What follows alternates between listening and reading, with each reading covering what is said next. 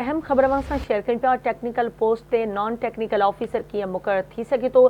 Sindh high court पारां इहो पुछाणो कयो वियो। अब्दुल रशीद सोलंकी जी DGSPCA तौर मुक़ररी जो मामलो अदालत में पहुची वियो आहे। DGSPC अब्दुल रशीद सोलंकी ऐं संदसि वकील अदालत में पेश थिया। वकीलनि पारां अदालत में वकालतनामा जमा कराया विया। SPCA ऐं ॿियनि जवाब जमा कराइण लाइ मोहलत घुरी वरिती।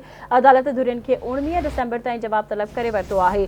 टेक्निकल पोस्ट ते नॉन टेक्निकल ऑफिसर मुक़ररु कयो वियो आहे। दरख़्वास्त गुज़ार जे वकील जो इहो चवणु आहे DGSPCA लाइ इंजीनियर हुजणु ज़रूरी आहे। दरख़्वास्त गुज़ार जो इहो चवणु आहे सॼे शहर जूं इमारतूं नॉन टेक्निकल माण्हुनि जे हवाले कई वयूं आहिनि। दरख़्वास्त गुज़ार जो इहो चवणु हुयो टेक्निकल पोस्ट ते नॉन टेक्निकल ऑफिसर कीअं मुक़ररु थी सघे थो। सिंध हाई कोर्ट जो इहो चवणु आहे अब्दुल रशीद सोलंकी जी DGSPA तौर मुक़ररी जो मामलो अदालत पहुची वियो आहे। DGSPCA अब्दुल रशीद सोलंकी ऐं संदसि वकील अदालत में पेश थिया। वकीलनि पारां अदालत में वकालतनामा बि जमा कराया विया आहिनि।